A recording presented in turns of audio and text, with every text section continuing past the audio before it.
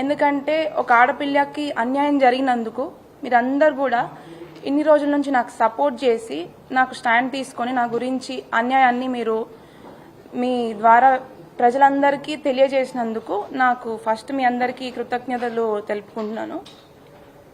అయితే ఇప్పుడు నేనేమీ పెద్ద ఇట్లా ప్రొఫెషనల్ ఏం కాదండి. ఒక ఆడపిల్లకి, మీ ఇంటి ఆడపిల్లకి అన్యాయం జరిగితే ఎట్లా అయితే ఎక్స్ప్రెస్ చేస్తుందో అదేవిధంగా నాకు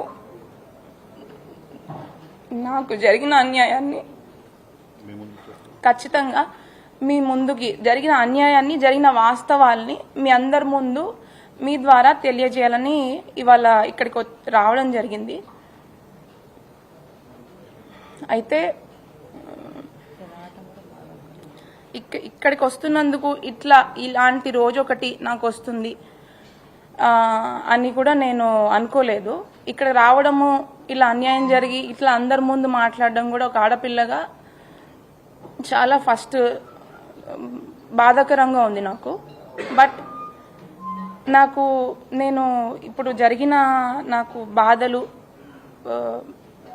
నాకు జరిగిన ప్రాబ్లమ్స్, అన్యాయం అన్నీ కూడా నేను ఎదుర్కొని గట్టిగా నిలబడి ఇప్పుడు మీ అందరి ముందు నేను ఇది పెడుతున్నందుకు నేను గర్వంగా ఫీల్ అవుతున్నాను. ఎందుకంటే ప్రతి ఒక్క ఆడపిల్ల కూడా అన్యాయం జరిగితే లోపల కుమిలిపోయి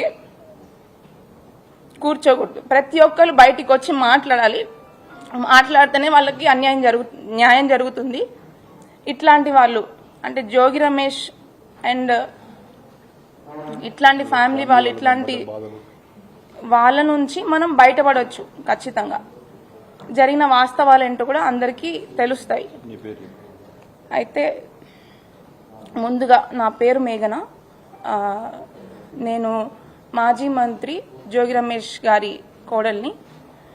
1.5 year బ్యాక్ అంటే May 28, 2025 రోజున జోగి రాజీవ్తో నాకు వివాహం జరిగింది. ఇప్పుడు అందరు తండ్రులు ఎట్లా అయితే తన అమ్మాయి, తన కూతురు హ్యాపీగా ఉండాలి అని చెప్పి ఎట్లయితే పెళ్లి చేశారో, మా డాడీ కూడా నేను హ్యాపీగా ఉండాలి అని చెప్పి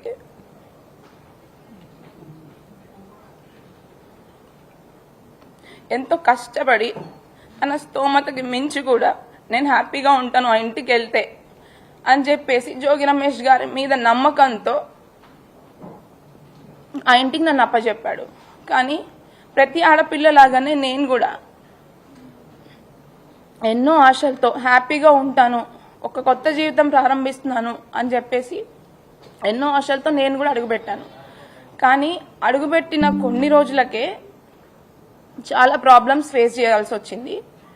కానీ ఫస్ట్ నేను చెప్పదలుచుకున్న విషయం ఏంటంటే, ఎవరైనా పెళ్లి ఎందుకు చేస్తారండి? హ్యాపీగా ఉండాలి వాళ్ళ అమ్మాయి అబ్బాయి అని చెప్పి పెళ్లి చేస్తారు. బట్ జోగి రమేష్ గారు చేసిన ఉద్దేశం రాంగ్. ఫస్ట్ థింగ్ ఏంటంటే, ఒక పెళ్లి చేసుకున్న తర్వాత ఇద్దరి మధ్యలో గొడవలు వచ్చి విడిపోవడం అనేది కంప్లీట్ డిఫరెంట్ స్టోరీ. బట్ నా పెళ్లి అట్లా జరగలేదు. ఖచ్చితంగా ఈ పెళ్లి ఉండదు, ఇది ఉండే పెళ్లి కాదు అని చెప్పి అతని కొడుకుకి ఉన్న ప్రాబ్లము ముందే అతనికి తెలిసే, ఖచ్చితంగా వాళ్ళ కుటుంబం మొత్తానికి తెలిసే నాకు ఈ పెళ్లి చేశారు. ఖచ్చితంగా అది నేను 100కి 100% చెప్పగలను. పెళ్లికి ముందు ఇలా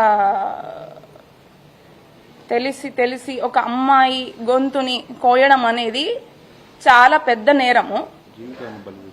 ఇట్లా ఇప్పుడు తనకు కూడా ఒక కూతురు ఉంది, తనకు కూడా ఖచ్చితంగా కూతురు ఉంది. తన కూతురు కూడా ఇట్లా జరిగితే ఏం చేస్తారు?